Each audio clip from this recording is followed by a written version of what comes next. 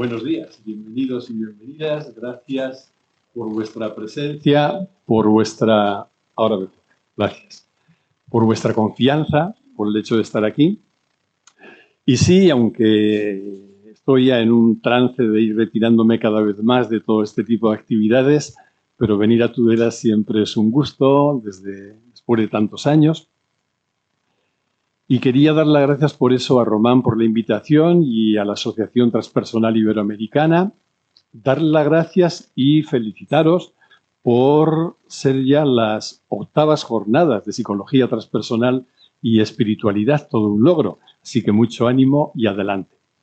Unas jornadas que giran en torno a una cuestión por la que vivimos todos, porque todos vamos a vivir pérdidas y seguramente con la edad cada vez más. Con lo cual, si la pérdida va a ser inevitable en nuestra existencia, más vale que aprendamos a vivirla de un modo constructivo, es decir, a vivir el duelo de la manera más adecuada.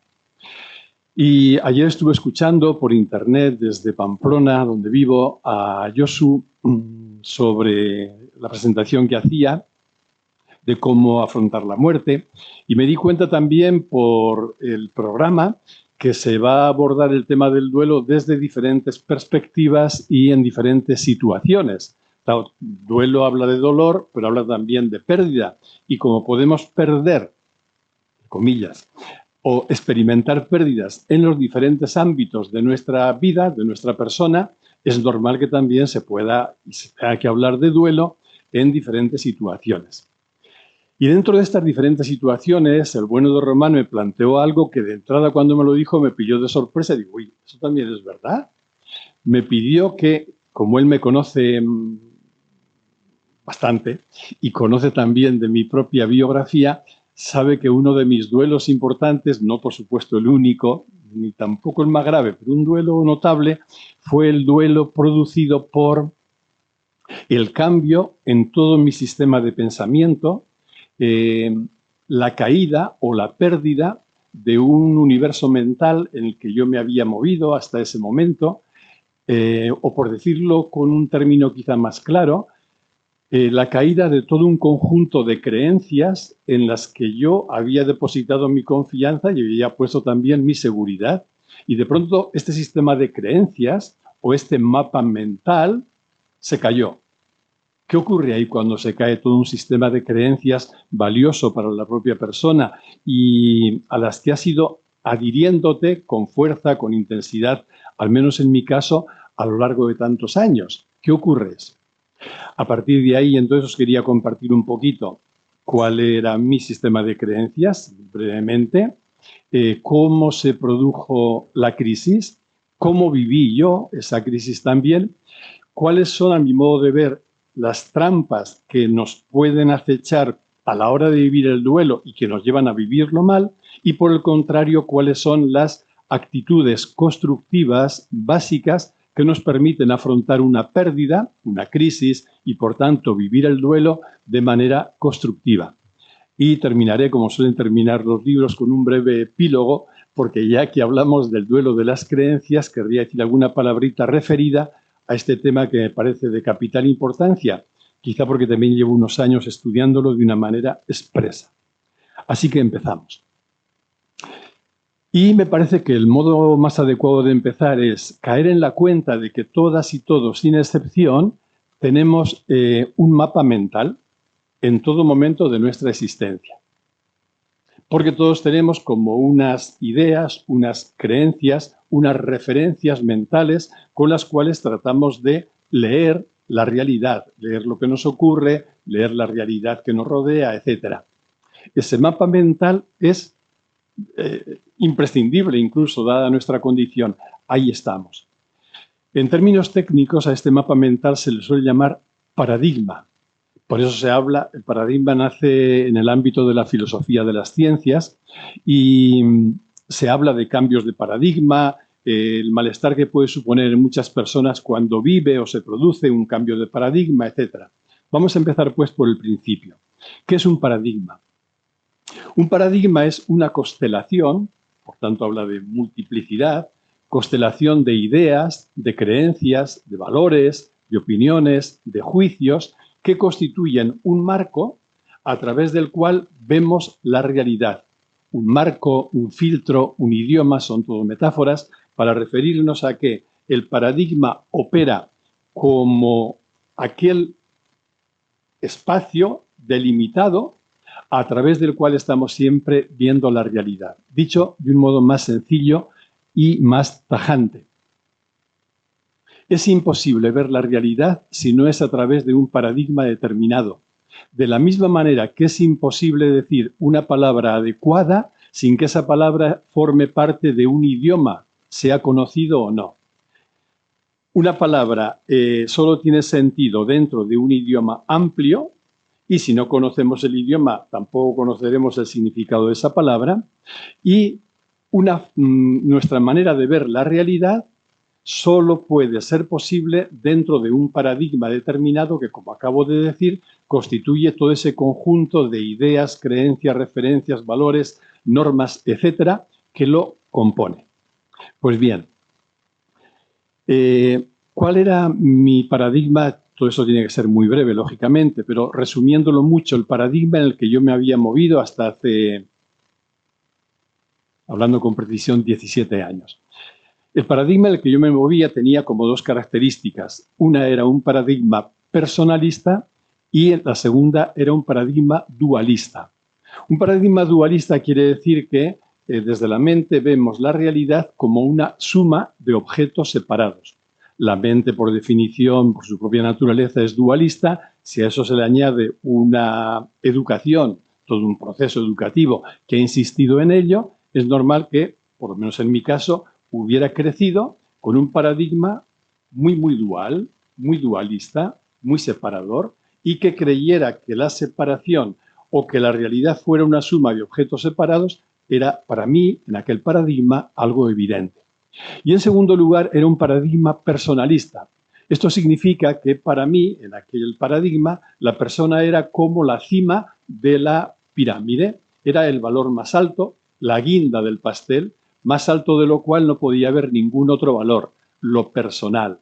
Yo venía de una filosofía muy personalista, de una psicología también profundamente personalista, así que esos dos rasgos, el dualismo y el personalismo, de alguna forma definían lo que era mi paradigma. Un paradigma que, aunque el nombre pueda apuntar en la dirección de que es algo frío, es cualquier cosa menos frío. Sobre todo cuando a esa forma de ver, a ese paradigma, le has ofrecido tu vida, has puesto mucho afecto en ello, has puesto mucha intensidad, al final te has adherido tanto que forma como una segunda piel y es algo de vital importancia, porque no solo te ofrece un marco de lectura, un mapa mental, sino que te ofrece también una base de seguridad personal, que es lo que más buscamos los seres humanos, de confianza, de moverte a gusto en definitiva y de creerte seguro manteniéndote en ese paradigma. Ese paradigma tenía también, en mi caso particular, con mucha intensidad, una derivación en el plano de lo religioso. De modo que ahí, en el campo religioso, se concretaba en una creencia en un Dios separado y un Dios personal. Es decir, ¿quién era Dios para mí a partir de aquel paradigma primero, de aquel mapa mental? Dios era alguien al que yo podía llamar tú, al que le hablaba, al que le pedía, al que le daba gracias, al que podía dirigirme en cualquier momento.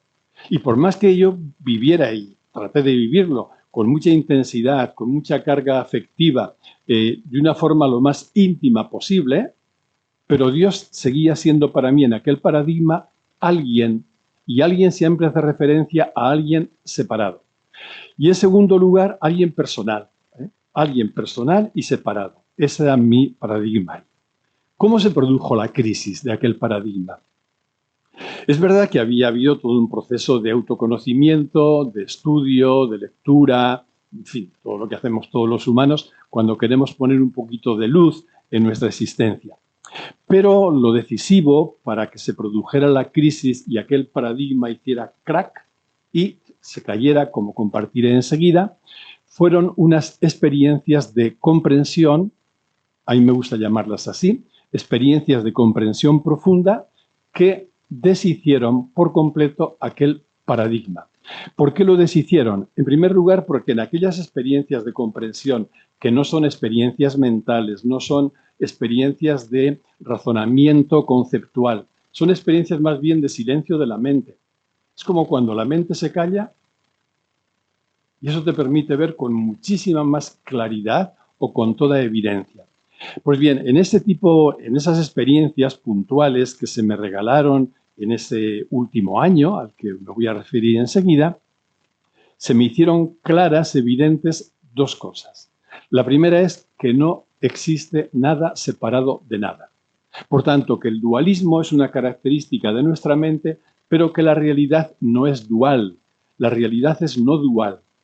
Todo es uno, todo está unificado y por eso el mismo fondo que me constituye y que forma mi identidad es el fondo que constituye la identidad de todos vosotros y vosotras, pero la identidad de todo lo real. Solo hay una realidad con mayúscula y no cabe nada separado de esa única realidad. Por tanto, aquel rasgo dualista del paradigma del que yo provenía se deshizo por completo. Y, en segundo lugar, se me regaló también ver con claridad que la persona no es el final del camino, que la persona, lo que llamamos persona, que generalmente identificamos con el individuo, no es la cima ni la meta de la evolución, sino que la persona es un eslabón más dentro de un proceso evolutivo que no sabemos hasta dónde continuará, pero que existe esta otra dimensión que llamamos transpersonal. Hay vida más allá de la persona, hay realidad más allá de la persona. Con lo cual, mi paradigma anterior, que era un paradigma dualista y personalista, de pronto descubrí que estaba siendo introducido en un paradigma nuevo que defino como no dual. A partir de ahí no puedo hablar si no es en clave no dual, y transpersonal. Y este sería mi nuevo paradigma también. Un nuevo paradigma que, como podéis imaginar, igual que el anterior, tenía repercusiones inmediatas en la dimensión religiosa, en mi propia creencia, que para mí fue, durante muchos años de mi vida, fue algo totalmente central y nuclear. Este cambio de paradigma o la fractura del paradigma anterior también tenía, lógicamente, repercusiones en el campo religioso inmediatas. De modo que yo pasé de una religiosidad personalista, un Dios tú, y una religiosidad teísta, un Dios como alguien, a una espiritualidad, y el cambio aquí es brutal para mí, en mi experiencia, a una espiritualidad no religiosa, a una espiritualidad no teísta y a una espiritualidad, de cierto modo, post-teísta, ¿no? Entonces, todo aquello que para mí había sido nuclear hasta el punto de identificarlo como el valor más importante de mi vida, se rompía. Esto es una pérdida, esto es una crisis, y ahí se produce un duelo.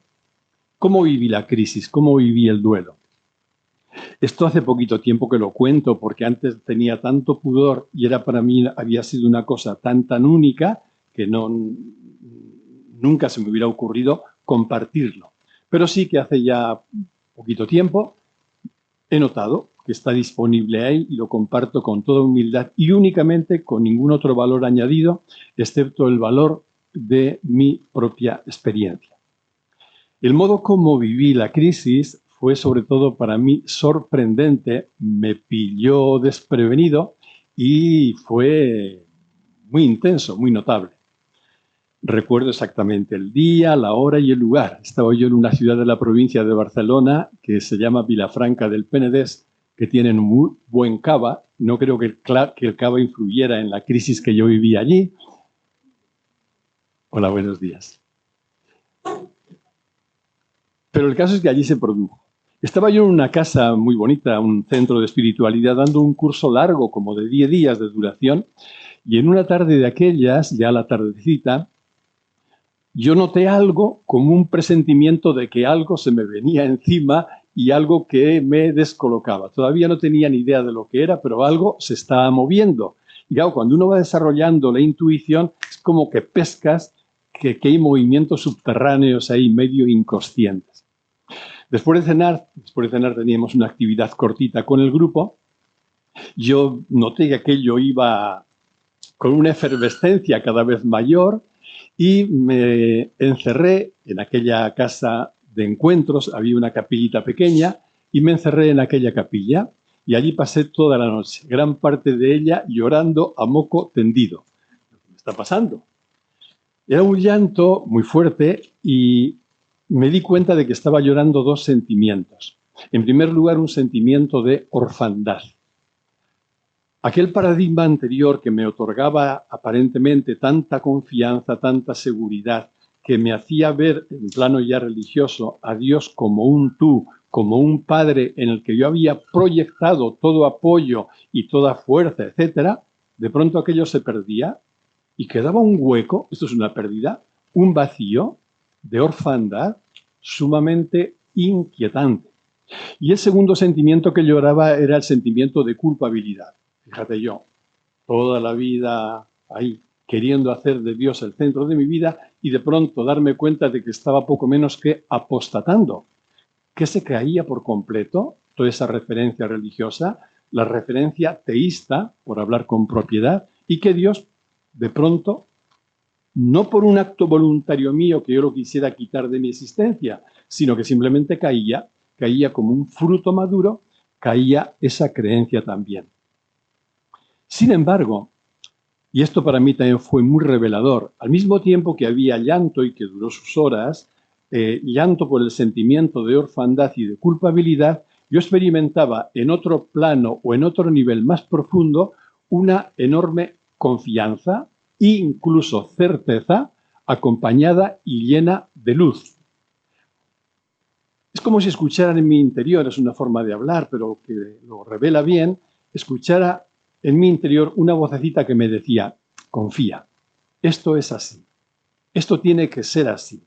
Y entonces me acordé de una frase de Fidel Delgado, que dice, a veces todo se aclara en un parpadeo y uno se queda sin palabras de lo simple que todo es. Esto me estaba pasando a mí entonces, ¿eh? La frase de Fidel yo se la escuché más tarde, pero cuando se la escuché digo, esto fue. Es decir, experimenté cómo en un plano estaba todo este llanto y dolor por la pérdida y el duelo que estaba haciendo, pero en otro plano más profundo había una certeza, una confianza y una seguridad totalmente garantizadas. A medida que avanzó la noche, yo me daba cuenta, esto era en julio del año 2005, a medida que avanzó la noche yo me di cuenta de que estaba todo el plano emocional removido, pero que la confianza y la certeza de fondo se iban asentando cada vez más. Y a partir de ahí lo que se fue produciendo en los años siguientes fue lo que los psicólogos llaman ahora un proceso de reestructuración cognitiva, ¿no? Los neurocientíficos hablan de disonancia cognitiva como aquel fenómeno según el cual cuando llega a nosotros una idea nueva que amenaza creencias anteriores que podían estar más o menos asentadas, el cerebro reacciona en un mecanismo de defensa, generando incluso una hormona que provoca un malestar enorme con una carga elevada de ansiedad para rechazar aquella idea nueva o creencia nueva, o como le queréis llamar, que el cerebro mismo percibe como amenaza. Entonces, una cosa fue la experiencia puntual que yo viví en estos dos planos a los que me he referido y otra luego un proceso también de reestructuración cognitiva para posibilitar el cambio de paradigma, que si bien en el plano profundo se revelaba para mí evidente, yo me di cuenta de que no había vuelta atrás para nada, sin embargo, la mente, que se maneja siempre, como decía al principio, con mapas, necesitaba adaptarse al nuevo mapa y darle forma a ese nuevo mapa. Así es, pues, como viví la crisis. Lógicamente, como decía, esta no ha sido la única crisis de mi vida. Ha habido otras. He sido bastante visitado por las crisis. Crisis de miedo, crisis afectivas, crisis de depresión, en un caso también bastante dura y prolongada. En todas las crisis he notado siempre que perdía algo valioso. Es verdad que luego al resolverse, aquel valioso aparecía entrecomillado, porque lo nuevo era más valioso que aquello que había perdido.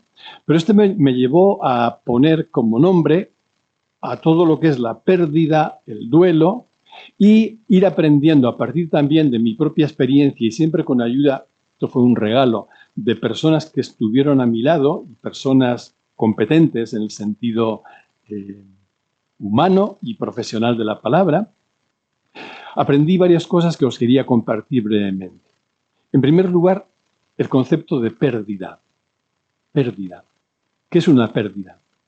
Una pérdida es la desaparición de algo sentido o percibido como valioso a lo que uno estaba apegado. Es decir, para que podamos hablar de pérdida, eso requiere dos condiciones. Que lo perdido yo lo haya etiquetado como valioso y que esto perdido, a ello yo estuviera apegado. Claro, cuando se juntan ambas cosas, yo percibo algo valioso.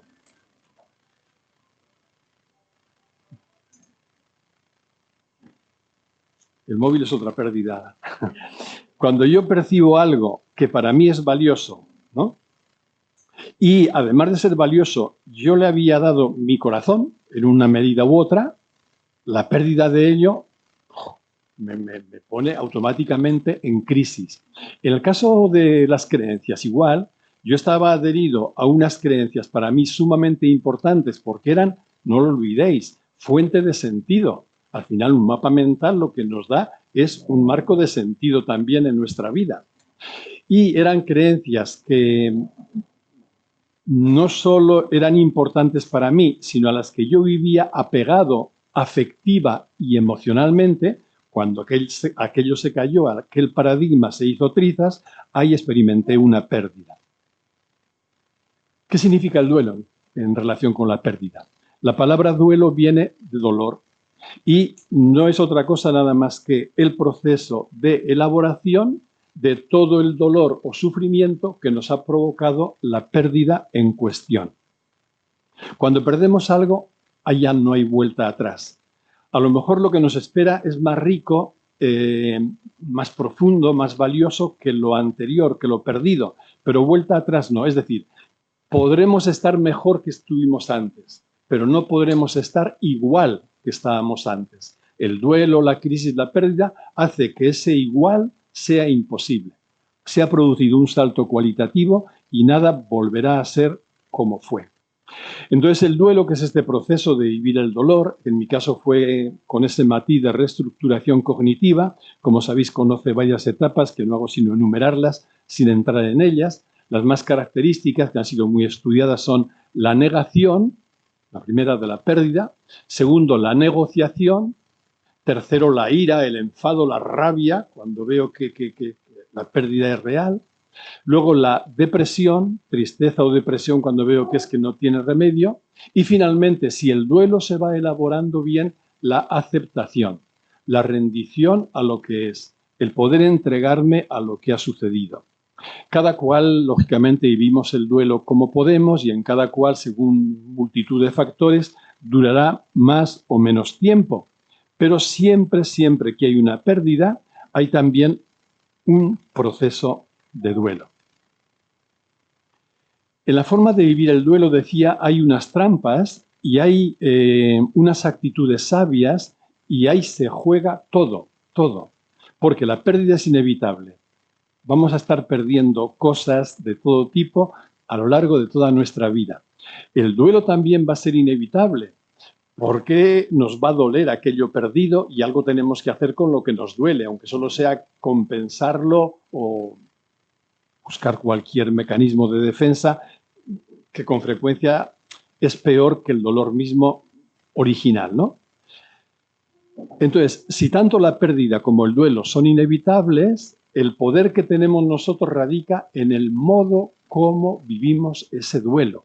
Y aquí es donde es importante ser lúcidos, conscientes de las trampas que nos pueden acechar, a la vez que desarrollar las actitudes constructivas que nos van a permitir crecer y que nos van a permitir un cambio cualitativo en nuestro modo de vivir, siempre mucho más rico. ¿Cuáles son las trampas ante las pérdidas? Voy a enumerarlas, tampoco sin un orden demasiado lógico, porque quizá en una persona una trampa por tantos motivos, puede tener más volumen, más consistencia que otra, así que simplemente las enumero. Por ejemplo, una trampa ante las pérdidas y, por tanto, en el proceso de duelo es una palabra a la que los psicólogos le tienen mucho miedo, la rumiación, la cavilación, el dar vueltas, el raca, raca, raca, raca, raca, raca. Los que hemos trabajado en el acompañamiento personal hemos sido testigos de que con muchísima frecuencia a la persona le hace más daño el proceso de rumiación que el problema que está en el origen de ese mismo proceso de rumiación. Una persona puede ir a pedir ayuda psicológica por cualquier motivo, un problema laboral, un problema afectivo, de pareja, de salud, relacional, por cualquier pérdida. Ese problema habrá que abordarlo. Pero si no pone cuidado y a partir de ese problema se embarca en una rumiación constante sobre ese mismo problema, esto segundo le hará mucho más daño que el problema original. Esta trampa es fuerte, ¿no? Luego hablaré de un antídoto frente a ella. Otra trampa grande a la hora de vivir el duelo es vivirse alejado de uno mismo, aunque esto parezca extraño, ¿no? Pero si con frecuencia vivimos una indiferencia, lejanía de nosotros mismos, esto a veces se acentúa cuando estamos mal. Porque encima hasta nos reprochamos estar mal, nos podemos culpabilizar por aquello que nos ha pasado, nos decimos de todo y en definitiva nos alejamos de nosotros mismos. Esta trampa es terrible. Otra trampa es el camino del victimismo, que va acompañado de la queja, del lamento y de la pregunta ¿por qué a mí? ¿Por qué a mí? ¿Por qué a mí? Que es una pregunta que siempre te va a conducir al pozo, porque esa pregunta no puede tener respuesta jamás. Y hasta que no aprendemos a cambiar la pregunta ¿por qué me tiene que pasar esto a mí? Por aquella otra que dice ¿para qué me pasa esto? El para qué sí que tiene respuesta, por eso es una pregunta que va a conducirnos hacia la liberación y a un modo constructivo de vivir el duelo. Pero ojo con el victimismo. Otra trampa grave es la resistencia estéril. El rechazar, esto no tendría que pasar, esto no tendría que haberme pasado, esto no quiero que suceda. Sabemos que la resistencia siempre es generadora de sufrimiento tan inútil como estéril. Otra trampa, que ya viene a continuación de las que he enumerado antes, es el hundimiento. Esto no tiene salida, ya mi vida no se puede arreglar, ya he perdido lo más importante, ya mejor, y nos metemos en el pozo. Esto es una profecía que se autorrealiza. Si yo me empiezo a repetir que mi vida no tiene salida y que aquello que me ocurrió ha sido una catástrofe, efectivamente para mí será como catástrofe. Otra trampa, por no dejar de nombrarla, es el entrar en una decepción que se prolonga, que se eterniza. Siempre decepcionado, desalentado, desanimado. Otra es la actitud cínica, el cinismo, que no es nada más que una deriva oscura y no para nada lúcida de un duelo mal vivido. Y finalmente una trampa ya enfocado desde la línea de lo transpersonal es la trampa de la reducción al yo. Yo me reduzco a mi ego, me reduzco a mi yo y me reduzco a aquella pérdida o al dolor que la pérdida me ha generado. Y entonces parece que la pérdida ocupa todo mi campo de consciencia, el dolor que siento ocupa todo mi campo de consciencia y en definitiva me quedo no solo identificado con el yo, sino reduciéndome a él, como si yo no fuera nada más que ese yo. Evidentemente, cuando caemos en esta trampa, nos estamos cerrando literalmente la salida, porque si yo me reduzco al yo y el yo está hundido, ¿por dónde salgo? ¿Dónde hay una puerta que me permita salir? No existe. Pues bien, frente a estas trampas, ¿cuál sería la actitud sabia? ¿Cuál es la actitud que nos permite vivir la pérdida y el duelo de una manera constructiva? Quizá sea esto lo más importante que yo pueda compartir esta mañana y espero hacerlo del modo más práctico también. Más práctico quiere decir más operativo, que se pueda llevar a la práctica, ¿no? Desde mi propia experiencia personal y desde experiencia con personas a las que he tenido el regalo de poder acompañar más de cerca durante más tiempo, A mí me parece que la actitud sabia para poder vivir una pérdida o un duelo está constituida o se apoya en 4 pilares. Son como 4 pilares básicos que sostienen todo el edificio, un edificio bien construido, armonioso. Un edificio que en el momento de la pérdida o del duelo sentimos que se pudo fragmentar, resquebrajar, que parece que se venía abajo. Y que, sin embargo, cuando ponemos estos 4 pilares a los que me voy a referir ahora, notamos que no solo no se resquebraja, sino que adquiere una consistencia, un relieve y hasta una belleza de las que antes carecía. ¿Cuáles son? O si yo tuviera que responder a la pregunta, ¿cómo vivo yo mis crisis? ¿Cómo he aprendido a vivirlas? El primer pilar es, notaréis enseguida que están relacionados los 4 pilares con algunas trampas que he mencionado anteriormente, ¿no? El primer pilar es la autoacogida, la acogida y el amor hacia uno mismo, hacia una misma. Este pilar es fundamental, fundamental. Es lo opuesto a vivir distante de mí, es lo opuesto a la indiferencia hacia mí, es lo opuesto sobre todo al reproche, al autorreproche, es convertir todos esos mecanismos nefastos, de efectos devastadores, convertirlos a esta otra actitud de acogida amorosa, una acogida que tiene que centrarse fundamentalmente en la propia vulnerabilidad. He de llegar a abrazar y a besar, si me permitís la expresión, mi propia vulnerabilidad. Con mucha frecuencia, hablo también desde mi experiencia, la vulnerabilidad para mí fue vista siempre como un enemigo, algo que tenía que alejar de mí, que tenía que negar, ocultar, rechazar, y que era motivo de enfado y de culpa hacia mí, como si yo me culpara a mí mismo por ser tan vulnerable. Esto tiene una historia psicológica en la que no tengo tiempo de entrar, pero que en mi caso la he visto con mucha claridad. Pues bien, para desarrollar esta primera actitud sabia, este primer gran pilar en el que se sostiene un edificio armonioso, están toda esa serie de prácticas que solemos llamar genéricamente prácticas psicoafectivas. No hablamos todavía de meditación, pero tal por lo menos como yo entiendo la meditación, en esa dimensión integral de la misma, estas prácticas ocupan un lugar muy importante. Sabéis que, esto es un paréntesis, con un grupo de amigos de Pamplona, desde esta historia de los encierros que tuvimos que estar, no el encierro de San Fermín, sino el otro, el nuestro, hicimos un programa en YouTube semanal durante 2 años. Y en esas sesiones, todos los miércoles, que durarán hasta finales del mes que viene, de junio, ya es el 2.º año, el técnico del grupo, que es tan bueno como Alfredo, el técnico del grupo lo que hizo fue, la semana pasada, agrupar las prácticas de meditación que hacíamos a lo largo de los 2 años, creo que son 16 si no recuerdo mal, en una carpeta propia, en una llamada lista de reproducción del canal de YouTube. Digo esto porque si entráis en el canal de YouTube, que se llama Meditación y Vida Cotidiana, y picáis en la pestaña lista de reproducción, ahí podréis ver las sesiones centradas en el libro Psicología Transpersonal, otras centradas en el libro Vida, otras centradas en el libro Compromiso y la última carpeta más reciente centrada solo, exclusivamente, en las guías para las diferentes prácticas. Y dentro de esas prácticas veréis que hay 3 bloques. Pone prácticas psicoafectivas, prácticas atencionales y prácticas meditativas.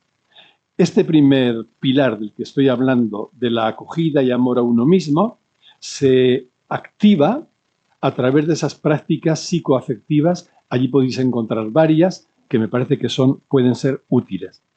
La segunda columna, segundo pilar de este edificio bien construido, es desarrollar la capacidad de gestionar nuestro movimiento mental. Esto es decisivo. Si antes he insistido tanto en que la rumiación y la cavilación mental constituye quizá la mayor trampa posible a la hora de elaborar una pérdida y de vivir el duelo, la rumiación, la cavilación, con todo lo que ello conlleva, el antídoto frente a eso es aprender a ser dueños de nuestro propio mundo mental, aprender a ser dueños de nuestra mente. Seguro que os suena aquel dicho según el cual la mente es el mejor de los siervos, pero el más tirano de los dueños. Y la pregunta decisiva es, ¿cómo me relaciono yo con mi mente? ¿Mi mente para mí es una herramienta preciosa, valiosa, a la que utilizo cuando yo necesito? ¿O mi mente es mi dueña, por lo que yo me vivo como una marioneta a merced de todas las historias que mi mente me quiere contar? Por ejemplo, yo puedo utilizar mi mano para tomar la botella y mi mano es una herramienta que me sirve genial, estupendamente, por la que estoy muy, muy agradecido. Pero una vez que dejo la botella, yo no estoy todo el rato encima de la mano, ¿cómo está? La mano. Me olvido de la mano, descansa. ¿Por qué cuando utilizo la mente para algo que necesito, elaborar esta charla, hacer un programa, hacer un discernimiento, por qué cuando ya dejo de necesitar la mente, sigo metido en ella? ¿Por qué la mente se ha adueñado de mi vida? En India tienen dos términos para hablar de estos dos tipos de mente. Ellos hablan de mente funcional y mente pensante. La mente funcional es la mente herramienta que utilizo a mi servicio, una joya, y es muy importante cuidarla bien y desarrollarla. Y la mente pensante es la mente que lucubra, que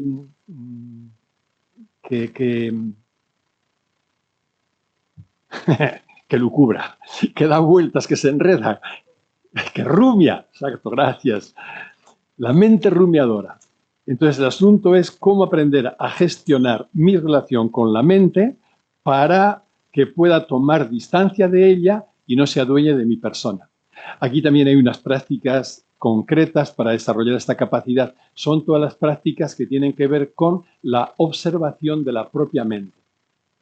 Cuando una persona se va haciendo diestra en observar la mente, toma distancia con respecto a ella y esa distancia es sinónimo de libertad. Yo veo mi mente ahí, veo los mensajes que me está lanzando, pero yo estoy en otro lugar. Este otro lugar es el lugar transpersonal, es el lugar del testigo, es el lugar de la liberación. Es el lugar donde nos liberamos de la tiranía de la mente pensante o de la mente rumiante, y ahí cambia todo radicalmente. Esto sí que es una experiencia que produce un salto cualitativo, que marca un antes y un después. Salir de la mente pensante y situarnos en el testigo. Esto Eckhart Tolle lo resumió también con otra expresión de estas brillantes que tiene él, cuando dice, tú no eres la voz que habla en tu cabeza, tú eres la presencia que la escucha hablar. Esta es la clave. Salir de la identificación con la mente. Un cuarto pilar. Este pilar es clave y para mí súper querido y súper desarrollado, aunque todavía me queda. Es el pilar de la aceptación de la realidad. La aceptación es la actitud sabia entre la resignación, que siempre conduce al hundimiento, al fracaso, y la resistencia, que siempre genera sufrimiento inútil. Pues bien, entre ambos errores, resignación y resistencia, la aceptación, que cuando se vive bien culmina en la rendición, es una rendición a la vida, una rendición a lo que es. Que fijaos qué maravilla, es una rendición a lo que somos. Por eso la rendición no es alienante en absoluto, no es que yo me desentiendo, al contrario. Al rendirme me encuentro con aquello que soy en profundidad, porque me rindo a una sabiduría mayor, infinitamente mayor que mi mente, me rindo a la sabiduría de la vida, pero al final, como nuestra identidad, comprendido desde la clave transpersonal, no es el yo que tiene vida, sino que es la vida que se está expresando en cada una y cada uno de nosotros en forma de yo. Cada vez que yo me rindo a la vida, cada vez que yo vivo diciendo sí a la vida, cada vez que yo digo sí a la vida, estoy encontrándome con quien soy en profundidad. Esto es sumamente liberador. No diré todos los días, pero casi todos los días yo hago una práctica que depende cómo me esté emocionalmente, puede durar más o menos tiempo. Una práctica que consiste en decir sí a la vida. La guía de esta práctica la podéis encontrar también en ese canal de YouTube. Creo que se llama, el título de la guía le hemos puesto, es Vivir diciendo sí. vivir diciendo sí. Cambia todo. Si tuviéramos más tiempo, y no quiero alargarme, si tuviéramos más tiempo os contaría desde mi experiencia personal qué me ha aportado, qué me está aportando a mí esta práctica, por qué la hago, ¿no? Y toda la riqueza que contiene. Pero cuando yo noto que algo me desestabiliza, que algo aparece de manera imprevista, con una carga mayor o menor de preocupación, etcétera, mi práctica meditativa favorita es sentarme, traer ante mí esto que me ha ocurrido, de lo que me acabo de enterar, que me han transmitido, etcétera, reconocerlo como un objeto que ha aparecido en el campo de consciencia, reconocerlo como un objeto doloroso y fuente de malestar del tipo que sea, centrar mi atención en ello y decir, digo sí a esto que está ocurriendo en este momento, sin debatir con ello, sin ni siquiera intentar entenderlo de entrada, sin hacer nada, sino solo decir sí. Digo sí a esto que se me ha presentado. Digo sí a esto que la vida me trae en este instante. ¿Sabéis la buena noticia? La vida sabe. La vida sabe. ¿Y sabéis otra segunda buena noticia? En cada una de nosotros hay algo que sabe. Aunque mi mente esté confundida y no tenga ni puñetera idea de lo que... Pero hay una sabiduría más profunda que no nace de la mente, hay algo que sabe. Y finalmente, el cuarto pilar, hemos hablado de amor a uno mismo, de tomar distancia de la mente y observarla, de aceptación y rendición. El cuarto pilar es, aquí sí que tenemos que entrar ya en esta dimensión transpersonal.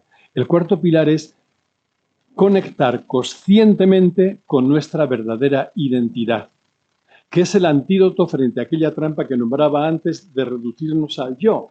Creer que yo soy mi yo, mi ego, y creer que yo soy la pérdida o el dolor que en este momento estoy experimentando.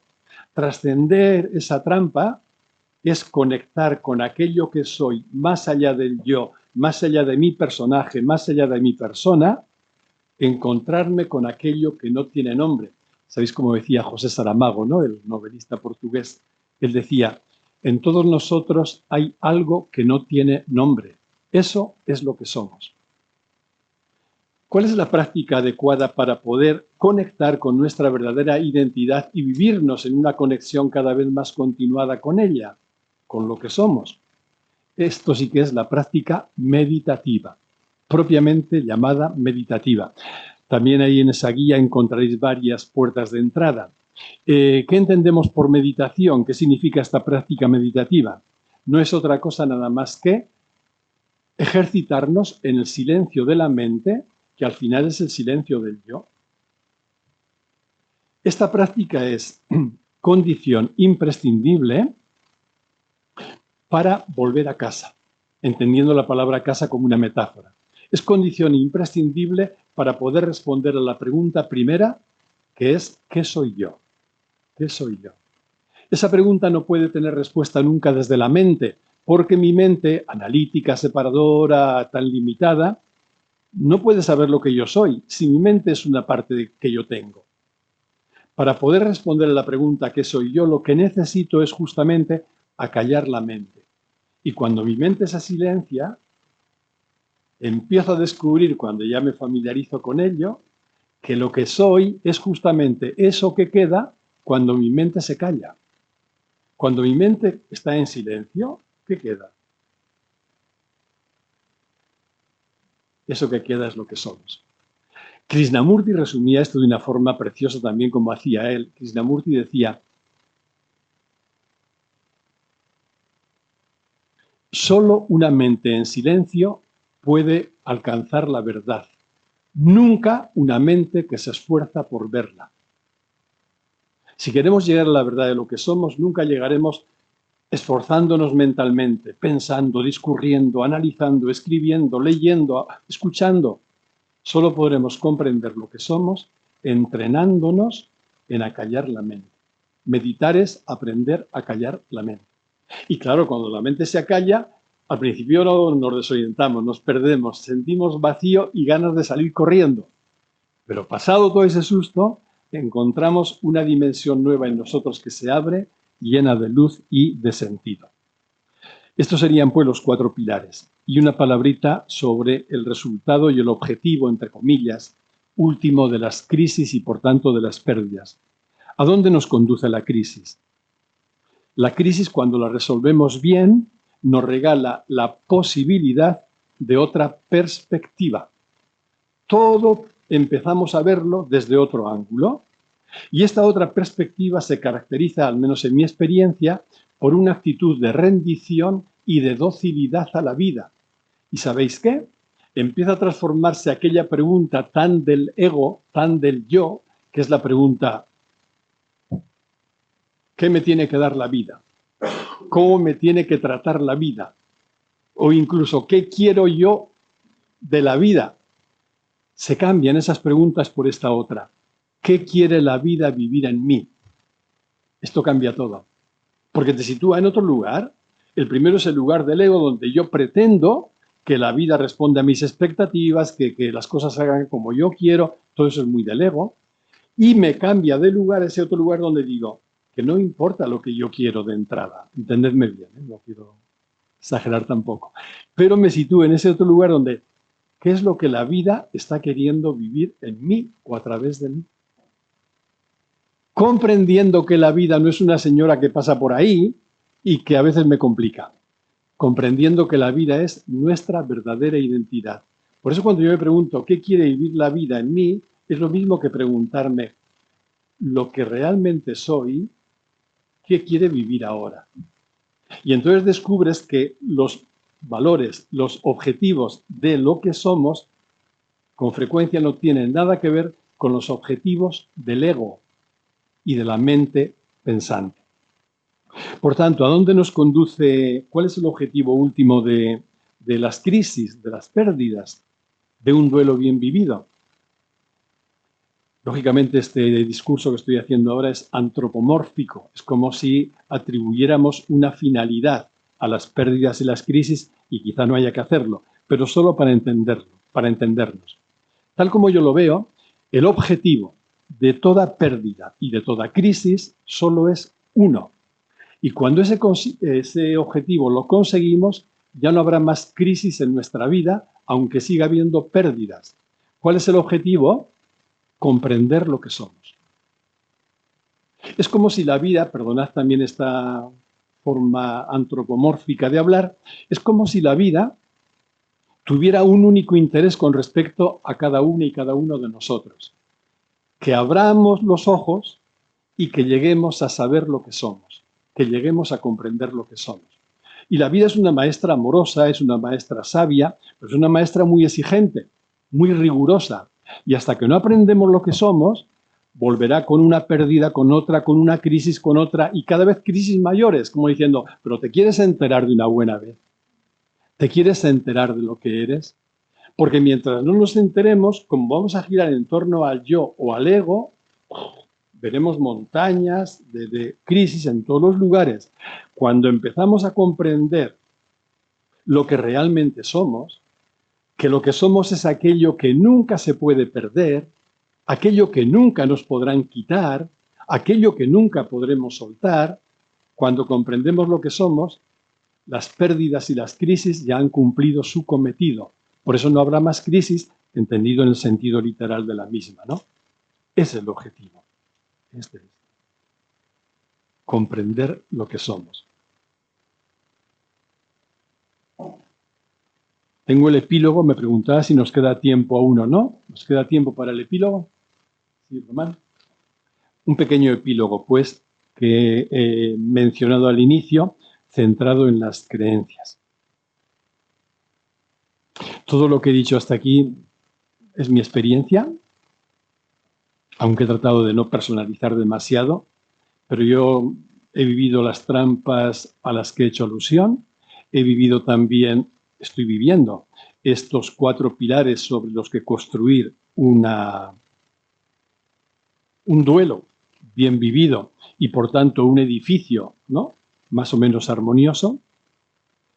También sé por propia experiencia que lo que en mí han ido haciendo las crisis, incluso cuando yo no me enteraba de ellas, de ello, Y lo que siguen haciendo las crisis cuando se presentan no es otra cosa nada más que ayudarme a crecer en comprensión experiencial de lo que soy y a vivirme en mi día a día, no desde el yo que mi mente pensaba que era, sino desde la comprensión de que soy vida.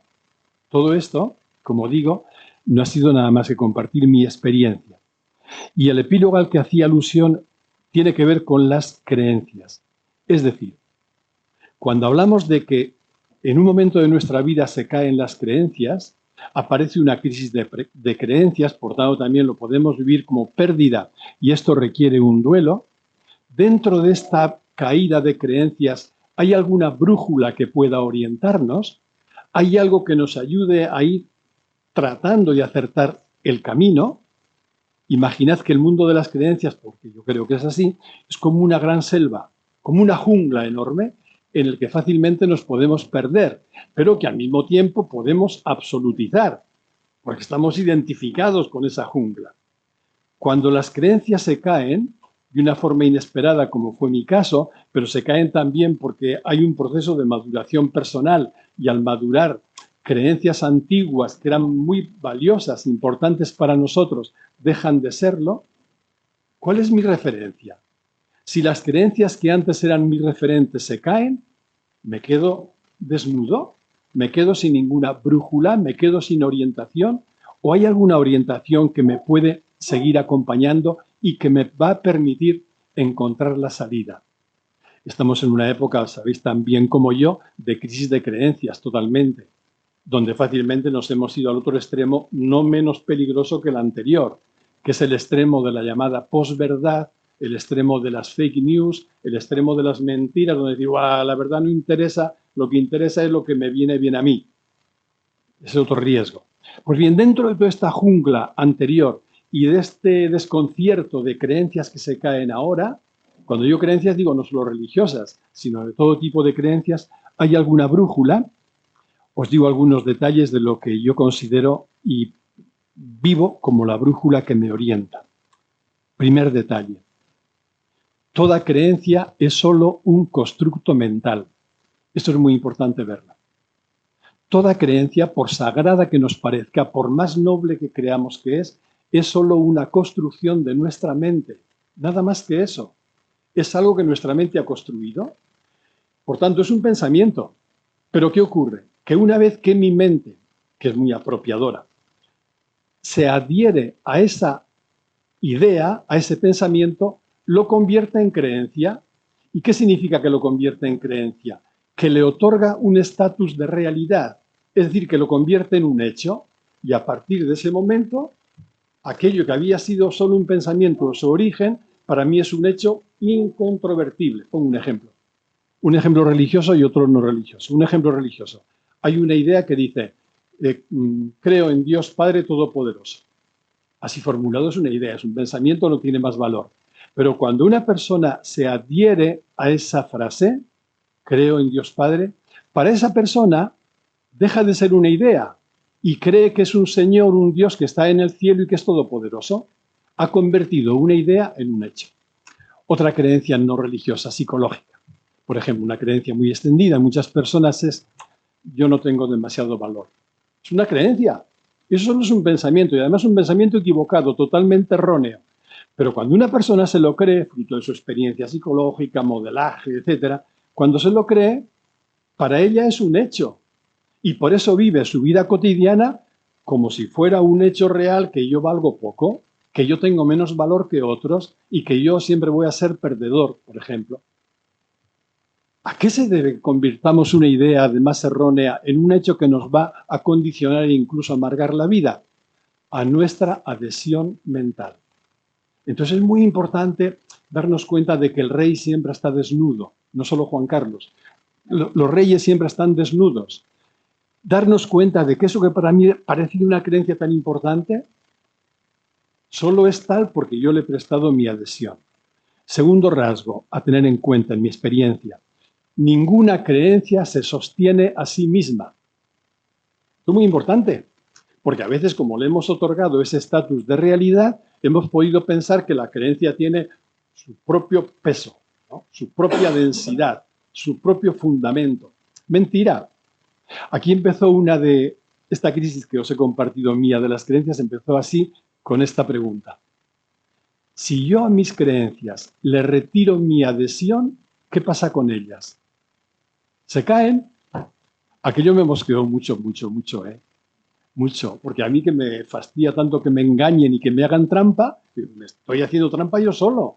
Porque si yo tengo una creencia a la que le he entregado incluso mi vida, y si yo un día digo, solo jugando, digo, vale, le voy a retirar mi adhesión, ya no voy a creer en ti.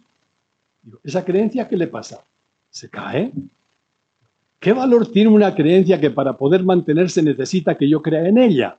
¿Es la pescadilla que se muerde la cola? Esto es una liberación de creencias terrible. Un tercer rasgo en esta brújula que orienta, para mí fue decisivo también, sigue siendo, es el amor limpio e incluso apasionado a la verdad. No amar otra cosa sino la verdad. No amar estar bien, no amar mi bienestar, no amar tener razón, que a mi mente le gusta tanto. No amar solo la verdad. Esto nos da de origen una limpieza sumamente facilitadora para avanzar ahí en la comprensión de la verdad. Un cuarto rasgo, ¿qué es lo que queda cuando se caen todas las creencias? Puedes estar una noche llorando, sentimientos de orfandad, de culpabilidad o de los que sean, o de inseguridad, porque cuando caen todas las creencias, ¿qué queda? De entrar a la persona y dice, vacío, desolación, nada. Sin embargo, solo cuando caen las creencias, por eso un camino espiritual es un camino en el que van a caer todas las creencias. ¿Y por qué van a caer todas las creencias? Porque no van a ser necesarias. ¿Te das cuenta de que no son necesarias? Cuando caen las creencias, ¿qué queda? Una sola cosa queda. Queda la certeza de ser, que es la única certeza a la que todos nosotros tenemos acceso. Todos sabemos que somos. Es la única seguridad que tenemos.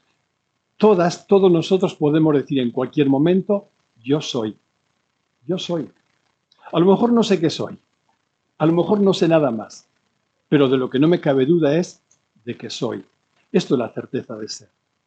Cuando tú te apoyas en la certeza de ser, estás en contacto con tu verdadera identidad, que es justamente ser, el yo soy, lo que eres. ¿Qué necesidad tienes de creencias? Cuando una persona no conoce Tudela, cuando yo vine aquí hace, no sé si 15 o 20 años por la primera vez, lo primero que hice, aparte de conocer a Ramón que me guiara, fue comprarme un mapa de Tudela para no perderme mucho. Un mapa es una creencia. Un mapa es un mapa mental, una creencia, un mapa mental, un paradigma. Y entonces iba yo con mi mapa tratando de ver dónde estaba la avenida Zaragoza y no sé qué rollos. Pero cuando ya conoces Tudela, ¿para qué quieres el mapa? Entonces, ¿tengo creencias yo en este momento? Ninguna. Inconscientes están las inconscientes. Pero creencias como tales que merezcan ese nombre, no tengo ni una sola creencia. Pero es que no las extraño para nada. No me hace ninguna falta, en absoluto.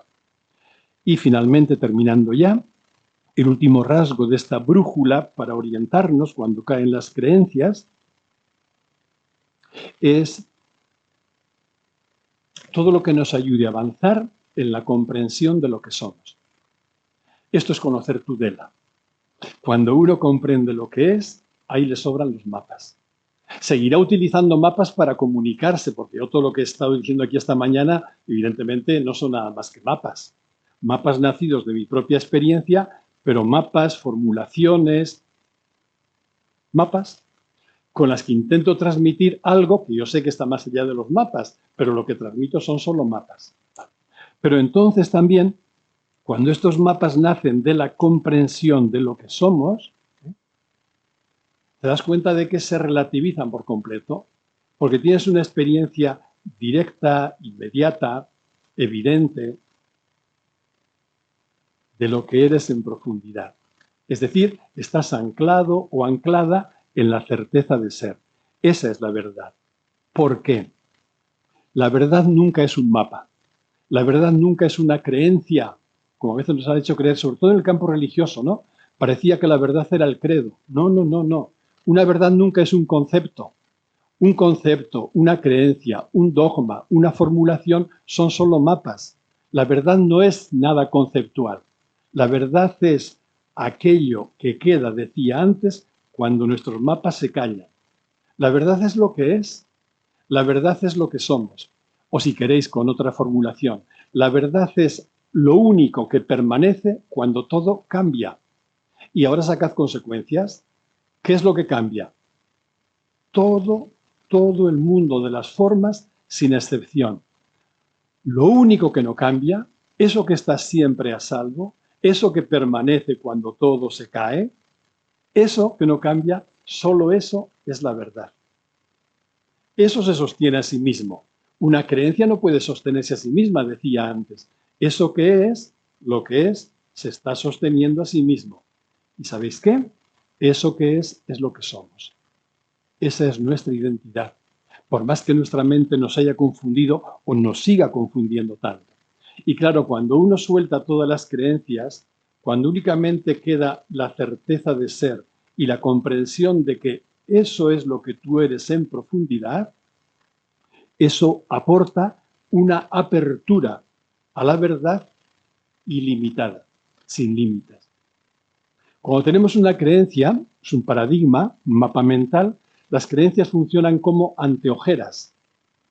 No sé si en Tudela, los que sois de mi edad, habéis conocido mulos y caballos que tenían anteojeras.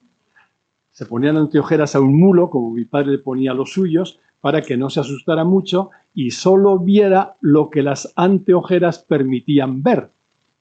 Una creencia solo nos permite ver lo que cae dentro de ella. Por eso, mientras estamos en el mundo de creencias, no podremos abrirnos a la verdad, porque nos estamos cerrando de entrada ya la mirada.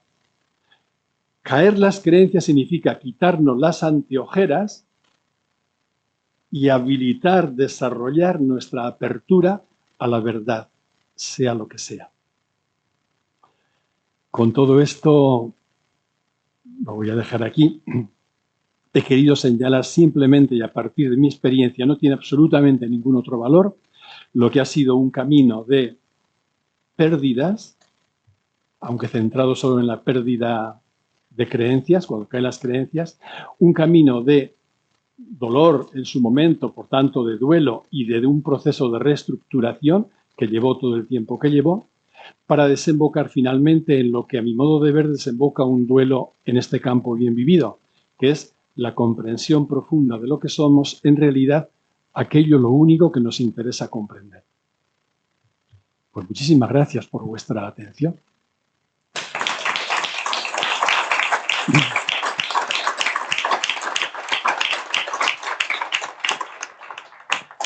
Hola, buenos días a todas, a todos. Este va a ser el momento para la ronda de preguntas, comentarios, consultas, lo que quieran. ¿Alguien se atreve a partir?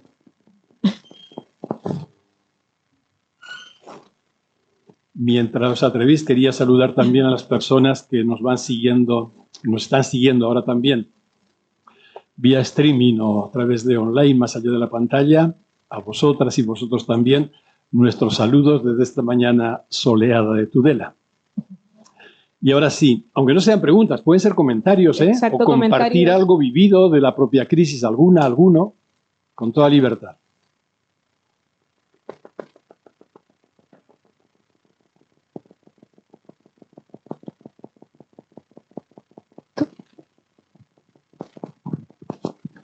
Hola, buenos días. Perdón por haber llegado tarde y nos hemos perdido el principio, pero bueno, ha sido maravilloso. Yo estoy en un proceso de duelo porque, no sé si se oye. A ver, estoy en un proceso de duelo muy fuerte porque he perdido a una hija por suicidio en septiembre. Entonces, al oír de todas estas cosas, las trampas estas en las que caemos, pues me hace reflexionar. Es duro poder salir hasta llegar a ver ese otro camino, es muy duro. Y luego encima se ponen otras trampas añadidas. Y simplemente quería agradecerle pues el momento vivido, escuchándole, espero, lo he ido anotando y espero reflexionar mucho sobre ello, porque no sé cómo me colocaré ahí afuera para ver quién soy yo y poder seguir adelante, ¿eh? Y nada, simplemente eso. Y muchísimas gracias. No sé si hay alguna, porque claro, ¿cuánto tiempo lleva esto? ¿Cuánto tiempo? Muchas gracias a ti. ¿Tu nombre cómo es? Amparo. Muchísimas gracias, Amparo, de corazón. Toda mi empatía y mi amor, mi cariño hacia ti, ¿eh? Porque si hay alguna pérdida particularmente dolorosa y con ramificaciones tan duras, lógicamente es el caso del suicidio, ¿no? Más de un hijo, de una hija. Todo mi cariño y mi admiración por el modo como quieres vivirlo, ¿no? Me parece que en estos días habrá algún padre que hablará, ¿no?, del caso del suicidio de su propio hijo. Quizá ahí te puedan dar más pistas también. A mí me parece que en un caso tan duro, lo más importante a cuidar, así dicho rápidamente, por un lado es una paciencia amorosa hacia ti, dure el tiempo que dure, y por otro, una atención exquisita para desenmascarar cualquier trampa de culpabilidad. Porque siempre que fallece una persona querida, aunque no sea por suicidio, fácilmente tendemos, un mecanismo muy humano es como reprocharnos, ¿no? Que lo que yo no hice, lo que podía haber hecho mejor, lo que... Recuerda siempre, Amparo, esta frase. En cada momento todos, todas hacemos lo mejor que podemos y sabemos. En cada momento hemos hecho lo mejor que hemos podido y hemos sabido. Y se nos escapa el por qué una persona toma esa decisión. Lo único que sabemos es que también eso forma parte del tejido de la vida y también eso tiene ahí su lugar, ¿no? En cuanto al tiempo, pues depende de muchos factores. Pero si una pérdida afectiva suele durar en un proceso bien vivido de duelo 6 u 8 meses, quizá en un caso así puede prolongarse todavía más. De ahí la paciencia amorosa hacia ti misma, ¿no?, contigo misma. Y el poder decirte, incluso aunque iba a decir, aunque no lo veas con claridad, aunque solo lo intuyas, el poder decirte, confía, la vida sabe, la vida sabe. Hay una sabiduría mayor que rige todo este proceso, no todo nuestro proceso. Hay una sabiduría, una inteligencia mayor, ¿no?, que va rigiendo todo el desarrollo. La vida sabe. Muchas gracias. ¿Alguien más quiere comentar, preguntar algo? Aprovechar acá que tenemos al expositor. Sí, ella. Que ha sido magistral tu comparecencia, que me ha llegado mucho y muchas gracias. ¿Tu nombre es? Ana. Ana. Ana. Hombre, Ana es un nombre muy querido para mí. Muchas gracias, Ana. Gracias a ti. ¿Y sabes qué significa eso, Ana? Que, bueno, pues que hay una sintonía. Cuando lo que uno dice resuena en otra persona, quiere decir que emisor y receptor están en la misma frecuencia de onda, con lo cual la invitación en tu caso sería mirarte hacia adentro, ¿no?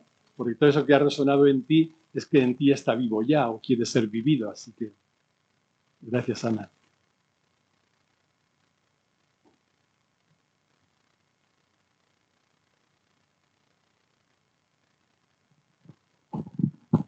Hola, en lo que has dicho de la brújula de orientación, has dicho una cosa que a mí me ha gustado, pero quiero que me lo aclares un poco más a mí, porque soy más torpecilla, ¿no?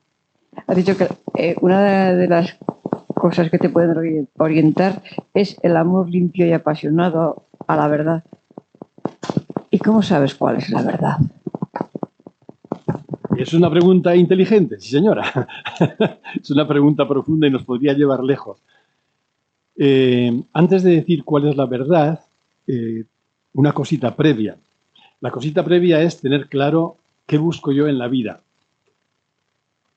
Y entonces yo puedo saber que estoy buscando la verdad en la medida en que estoy descartando que no busco otras cosas. Por ejemplo, siempre que yo busco, de modo que sea mi interés, el beneficio para mi propio ego, la apropiación de algo, ahí estoy girando en torno al yo mimé conmigo, ¿no? Y doy la razón a aquel loco que decía, en este mundo loco cada uno va a la suya menos yo que voy a la mía. Pues eso, giramos en torno a nosotros. Ahí no hay búsqueda de la verdad, hay búsqueda de cómo estar mejor, de cómo tener éxito, de cómo triunfar, de cómo pasarlo lo mejor posible. Eso no es búsqueda de la verdad. En la medida en que yo voy descartando todas estas trampas, aunque no sepa ni siquiera qué es la verdad, estoy en una actitud y en un camino limpio y de apertura a la verdad. Y con respecto ya más ajustadamente a tu pregunta, ¿qué es la verdad? Tú sabes que, no sé si sabes, en el Evangelio, durante el juicio de Jesús, hay un momento en que el gobernador Pilato, que al final decidió matarlo, ejecutarlo, le pregunta, ¿pero qué es la verdad? Es un poco tono de enfadado también. Y antes de darle ocasión de que contestara, salió corriendo y se fue. Así que mucho interés en conocer qué era la verdad no tenía. Cosa diferente en ti que lo preguntas con mucho interés, ¿no? ¿Qué es la verdad? ¿Qué es la verdad? No es nada que se pueda asociar a la mente. Decía antes, no es un concepto, no es un dogma, no es una creencia. Hemos crecido con esta idea, yo por lo menos he crecido con ello, ¿no? Y entonces parecía que, y todavía conozco gente que habla conmigo de estas cosas y que dice, yo como estoy en esta religión, yo tengo la verdad. Como si la verdad fuera una cosa que se tuviera y una cosa que se pudiera conceptualizar. Eso no es la verdad. La verdad nunca se puede tener porque no es un objeto. La verdad no cabe en nuestra mente porque nuestra mente solo cabe en objetos, objetos externos u objetos internos, pero no cabe la verdad. Nuestra mente no puede atrapar la verdad, por eso no la puede tampoco nombrar, ¿no? La verdad no es nada de eso. ¿Qué es la verdad? La verdad es lo que es. No es para escaparme, ¿eh? Es que no hay otra forma. La verdad es una con la realidad. ¿La verdad qué es? Recuerdo una vez que estaba dando un curso sobre estas historias, nada menos que en Granada. Y en el descanso de media hora, a las 11:30 de la mañana, que ya va siendo aquí también casi, salimos a tomar un café. Y a la vuelta encuentro una hoja en blanco de este tamaño grande, folio, encima de la mesa donde yo estaba, y ponía, por favor, Enrique, dinos qué es la verdad. Y yo dije eso, ¿no? La verdad es lo que es. Yo sé que esa respuesta puede frustrar o defraudar mucho, pero es que no es otra cosa. La verdad es lo que es. Cuando tú dices la verdad es lo que es, por lo menos en mi caso, mi mente se calla. Porque como mi mente se queda colapsada, se calla. Y cuando mi mente se calla, algo en mí empieza a decir, esto es la verdad. Esto es la verdad. Aplicado a nuestro caso particular. ¿Cuál es nuestra verdad? Que al final va a ser la misma, ¿no? Porque el fondo de todo lo real y tu fondo y mi fondo es el mismo fondo. Porque toda la realidad es una y porque toda la realidad solo puede tener un único fondo. Por tanto, la verdad solo es una. ¿Cuál es mi verdad, tu verdad? ¿Cuál es nuestra verdad? Y yo antes lo decía de una forma negativa. Nuestra verdad es aquello que queda cuando la mente se calla. Entonces puedes preguntarte, ¿tu nombre era? Maribel. Maribel, puedes preguntarte, cuando mi mente se calla, aunque sea un segundo, ¿qué queda? Eso que no tiene nombre, eso que queda es la verdad. Que cuando la frecuentamos descubrimos que está llena de luz, llena de sentido, llena de amor, llena de... La verdad es esa. O con la otra pregunta. ¿Qué es aquello que permanece cuando todo cambia? Eso es la verdad. ¿Qué es aquello que permanece? Mi cuerpo no permanece, cambia todo el rato. Mi mente, banda que no cambia. Mis sentimientos, mis emociones. Pues todo eso tiene su parte de verdad, como reflejos de verdad, lo que quieras, pero eso no es la verdad. La verdad es lo que permanece mientras todo lo demás está cambiando. Esto es precioso. Y solo saco esta moraleja y ya me callo. ¿Tu nombre cómo es? ¿Camil? Camila. Número más bonito. ¿De dónde eres? Chile. Me alegro de saludarte. Y gracias por tu servicio. Espera, que se me vino santo al cielo con Camila ahora. Si mira la diferencia, porque esto también es un test, es un criterio, ¿no? Mientras una persona cree que la verdad es su verdad, o sea, su creencia o su dogma, eso es fuente de guerra inevitablemente. Porque si tú no tienes la misma creencia que tengo yo, diré, esa persona está equivocada, está en el error. A lo mejor te podré respetar, pero mirándote un poquito por encima del hombro, digo, bueno, te respeto, pero tú estás equivocada, ¿no? Y en el peor de los casos iré a eliminarte, como a veces se va, ¿no? El que no tiene la verdad hay que eliminarlo y las guerras de religión nacieron por este motivo. Fíjate qué diferencia. Cuando entendemos la verdad equivocadamente, equiparándola a una creencia o un dogma, a cuando decimos, la verdad es eso que no tiene nombre y que es lo que somos. Ahí no hay nadie que se apropie de la verdad. Ahí no hay nadie que diga, yo tengo más verdad que tú, porque sabe que no la tiene. Ahí sencillamente nos reconocemos todos en nuestro fondo común y reconocemos que somos verdad. Hay una frase de Mónica Caballé, a quien yo admiro tanto, la filósofa, que dice, la verdad no puede ser pensada, no cabe en la mente. La verdad solo puede ser sida. Es un palabra, eso no existe en castellano, eso de sida, excepto en la enfermedad, ¿no? Solo puede ser sida, porque no podemos tener la verdad, no la podemos atrapar, pero al mismo tiempo somos verdad. La verdad es lo que somos. Y si la verdad como creencia nos enfrentaba, la verdad reconocida como lo que somos nos une.